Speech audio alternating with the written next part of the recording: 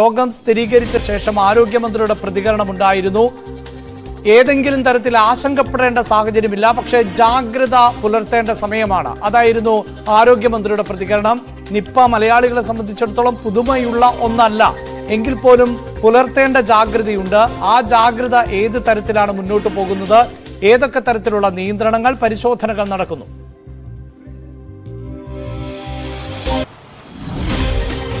അഭിലാഷ്, ഇപ്പോൾ ഏറ്റവും പുതിയതായിട്ടുള്ള നിർദ്ദേശങ്ങൾ സർക്കാർ പുറപ്പെടുവിച്ചിട്ടുണ്ട്.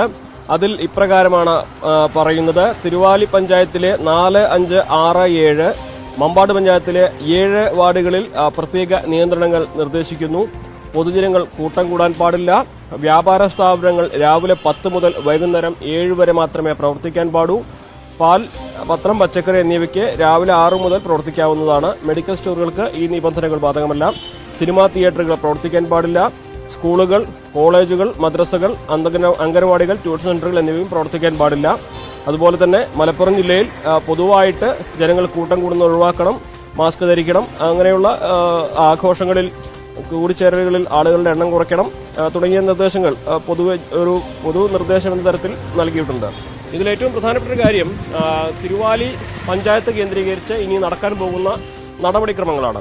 ഇന്നിപ്പോൾ പനി സർവേ അവിടെ ആരംഭിക്കാൻ പോവുകയാണ്. അതായത് മുൻപ് 2 മാസം മുൻപ് നമ്മൾ പാണ്ടിക്കാട് നിപ്പ സ്ഥിരീകരിച്ചപ്പോൾ ആരോഗ്യമന്ത്രിയുടെ നേതൃത്വത്തിൽ മലപ്പുറത്ത് ക്യാമ്പ് ചെയ്തുകൊണ്ട് നടപ്പാക്കിയ കാര്യങ്ങൾ മനസ്സിലാക്കിയതാണ്.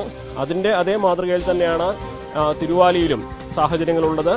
ഓരോ വീടുകളിലും ആരോഗ്യവകുപ്പിന്റെ പ്രവർത്തകർ നേരിട്ട് ചെന്ന് അവിടുന്ന് വിവരങ്ങൾ ശേഖരിച്ച് പനി അല്ലെങ്കിൽ ഈ അസുഖങ്ങളുടെ എന്തെങ്കിലും ലക്ഷണങ്ങളുണ്ടോ എന്ന് ഉറപ്പാക്കുക, അവർക്ക് ഐസൊലേഷൻ വേണ്ടവരെ അങ്ങനെ മാറ്റുക, അല്ലാത്തവർക്ക് വേണ്ട ചികിത്സ നൽകുക. ഇത് ഏതെങ്കിലും തരത്തിൽ ഒരു വ്യാപനം ഈ മേഖലയിൽ ഉണ്ടായിട്ടില്ല എന്ന് ഉറപ്പാക്കാനാണ് ആരോഗ്യവകുപ്പിന്റെ ശ്രമം ഉള്ളത്. ഇതിലേറ്റവും ഒരു പ്രധാനപ്പെട്ട വെല്ലുവിളി, ഈ യുവാവ് ബംഗളൂരുവിലാണ് പഠിച്ചിരുന്നത്. ബംഗളൂരു കേന്ദ്രീകരിച്ചാണ് ഇയാൾ ഉണ്ടായിരുന്നത്. അപ്പോൾ ഈ വ്യാഴാഴ്ച മാത്രമാണ് ഇയാൾ നാട്ടിലെത്തിയത്. തിങ്കളാഴ്ച ഈ മരണത്തിന് കീഴടങ്ങുകയും ചെയ്തു.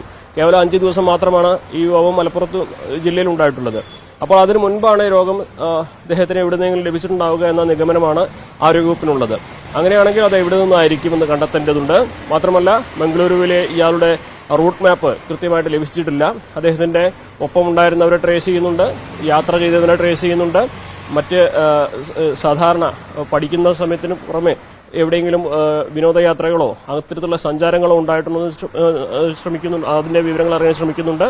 അപ്പോൾ അങ്ങനെ വളരെ വിപുലമായ തോതിലുള്ള ഒരു അന്വേഷണമാണ് നടക്കുന്നത്. ഇതിൽ വലിയ വെല്ലുവിളി ഈ രോഗം ബാധിച്ചാൽ ബംഗളൂരുവിലായിരുന്നു ഉണ്ടായിരുന്നത് എന്നതാണ്. മാത്രമല്ല, അദ്ദേഹത്തിൽ നിന്നും മറ്റ് വിവരങ്ങൾ നേരിട്ട് ചോദിച്ചറിയുവാനുള്ള ഒരു സാഹചര്യവും ഈ ചികിത്സയിലിരിക്കുമ്പോൾ ഉണ്ടായിട്ടില്ല. കാരണം മരണശേഷമാണ് നിപ്പ സ്ഥിരീകരിച്ചത്.